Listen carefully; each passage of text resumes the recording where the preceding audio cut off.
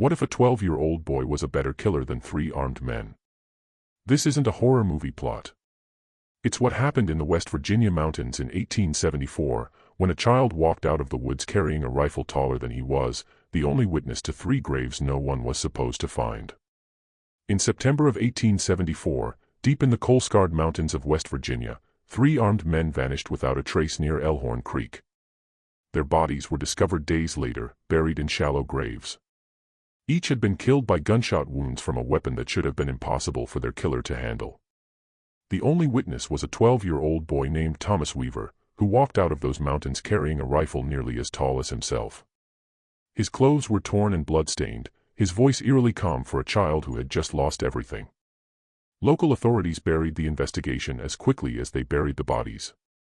But the miners who found those corpses still whispered about the boy's cold, steady eyes and the three words he spoke when questioned. They deserved worse. The case files remained sealed in the Mercer County Courthouse, marked with a single notation, matter resolved by mutual agreement. Further investigation suspended by order of Sheriff W. Thornton. Before we continue with the story of Thomas Weaver and the secrets that died with him in those Appalachian hills, make sure to subscribe and hit the notification bell. Let us know in the comments what state you're watching from, because these mountains hold more secrets than you might imagine. What the authorities didn't want anyone to know was this: those three dead men weren't random victims. They were enforcers for the Consolidated Coal Company, and Thomas Weaver had just declared war on one of the most powerful corporations in America. But the true horror isn't what happened that September night by Elkhorn Creek. It's what happened in the months that followed, when a child's thirst for vengeance transformed an entire region's understanding of fear. The autumn of 1874 found the mountains of West Virginia transformed by an industry that devoured both coal and men with equal hunger. Small communities that had survived on hunting and farming for generations now trembled under the thunder of mining equipment and the constant rumble of coal trains. The air itself had changed. Where once the crisp mountain breeze carried the scent of pine, now it smelled of coal dust and sulfur, a metallic taste that coated the tongue and stained the lungs. The Consolidated Coal Company had purchased vast tracts of land, bringing with them not just jobs, but a private justice system that operated outside the law. Company towns sprouted like poisonous mushrooms. In these isolated hollows, the company's security men, known as the coal police, served as judge, jury, and often executioner. They decided who could shop at the company store, whose children could attend school, whose families would be evicted. These men were recruited from the dregs of post-Civil War society, former soldiers, drifters, and criminals who found that corporate employment offered both protection and unlimited opportunities for cruelty. They lived in a boarding house on the outskirts of Beckley that locals called Devil's Rest. Families like the Weavers, who had worked these mountains for 3 generations, were caught between the promise of steady wages and the reality of indentured servitude. The company paid in scrip that could only be spent at company stores, where prices were inflated to keep workers perpetually in debt. Thomas Weaver lived with his father Samuel and older brother Jacob in a cabin overlooking Elkhorn Creek, one of the few independent homesteads left. Samuel, a Union Army veteran, worked the mines. His hands were gnarled, his lungs scarred, his back permanently bent from crawling through tunnels barely tall enough for a child. Jacob, 17, worked as a timber setter, dangerous work installing supports to prevent cave-ins. He'd already seen 3 men die in preventable accidents. When he complained about rotting timbers, his supervisor told him that questioning company procedures was grounds for termination, or worse. Thomas was different. Small for his 12 years, he possessed an unsettling intelligence and an uncanny ability to read people's intentions. His mother had died giving birth to him. He was raised by his grandfather Ezekiel, a War of 1812 veteran who taught him to hunt, track, and shoot with lethal proficiency. The rifle Thomas carried was a .44 caliber Spencer repeating rifle, one of the most advanced weapons of its era. Ezekiel had acquired it from a dying Union soldier. Thomas could fire 7 rounds in under 30 seconds with remarkable accuracy. But his education went beyond marksmanship. Ezekiel taught him to move silently, to read tracks, to find shelter, and to think like a predator. By September 1874, tensions had reached a breaking point. Wages were cut. Company store prices rose. Cave-ins occurred almost weekly. The coal police extended their reach into independent settlements, searching homes without warrants, disappearing livestock, making midnight visits. The end began on September 15, when Samuel Weaver carried a petition into mine number 7. It detailed safety violations, faulty equipment, and threats against workers who complained. 47 miners had signed it. What Samuel didn't know was that one of them was a company informant. The mine foreman, Augustus Blackwood, already knew. He tore the petition to pieces and ordered every signatory to report to his office after their shift, a death sentence for troublemakers. That evening, as the Weavers ate dinner, Samuel explained the situation to his sons. They were interrupted by the sound of horses. 3 coal police dismounted: Marcus Finch, a former Confederate officer with ice-cold eyes; Dale Hutchinson, a brute who enjoyed violence; and James Crawford, the most dangerous because he looked so ordinary. Finch informed Samuel his employment was terminated and his family had 30 days to vacate their cabin, land the company had purchased. When Jacob asked about compensation, Hutchinson backhanded him across the face. When Samuel moved to help, Crawford pressed a revolver to his temple. The 3 men then marched Samuel and Jacob into the woods toward a place called Hangman's Hollow, carrying a rope, a shovel, and a sack of lime.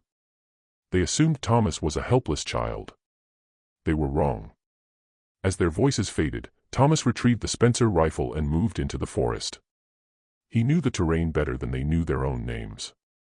He positioned himself on a rocky ledge overlooking the clearing where they stopped. The first shot took Marcus Finch in the chest, dropping him into the creek. The second killed Dale Hutchinson as he tried to use Jacob as a shield. The third struck James Crawford between the shoulder blades as he fled.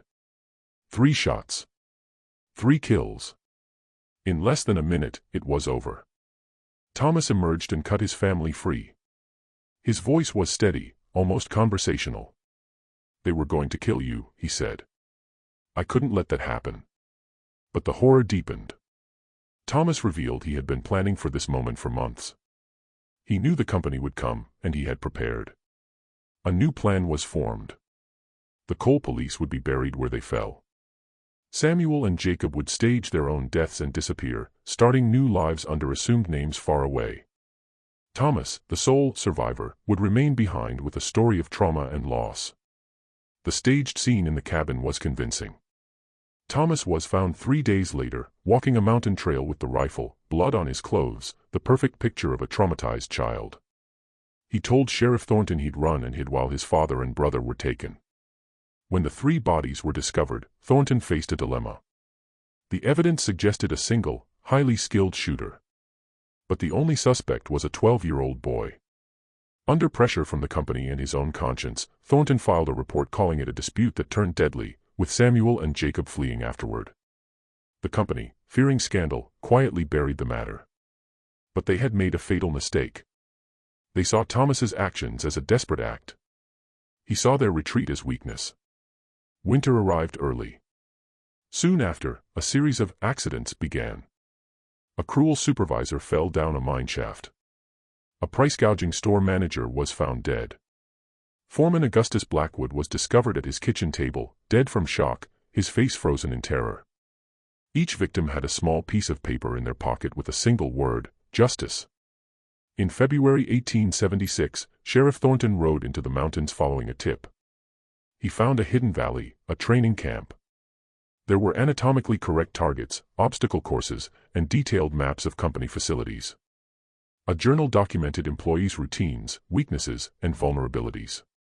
Thomas emerged, rifle in hand. "I've been expecting you, Sheriff." He explained each killing with detached precision. These men weren't murdered, they were removed, like diseases. "Do you feel remorse when you put down a rabid dog?" he asked. The final confrontation was a negotiation. Thomas, now 13, made his demands: compensation for miners' families, safety equipment installed, an end to the coal police.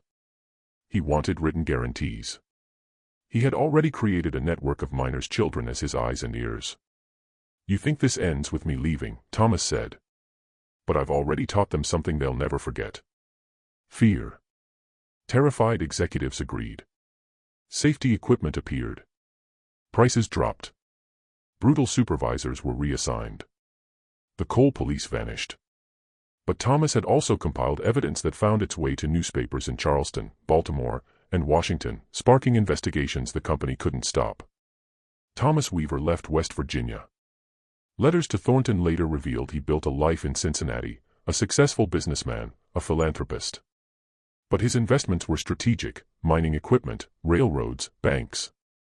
He used economic influence to protect workers across 3 states, a weapon disguised as a pillar of the community. He died in 1924.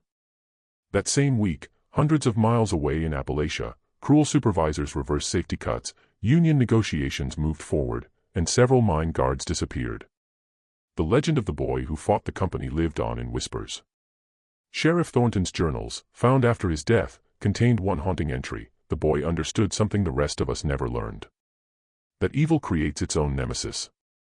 And sometimes that nemesis wears the face of a child who learned too early that mercy is a luxury the innocent cannot afford. This story forces us to ask, could a child truly orchestrate such calculated vengeance? Or does this tale reveal a darker truth about what society creates when it abandons its most vulnerable to unchecked power? What do you think really happened in those West Virginia mountains? Let us know your theories in the comments below. If you were chilled by this story, share this video, hit the like button, and subscribe for more tales of mystery and historical horror.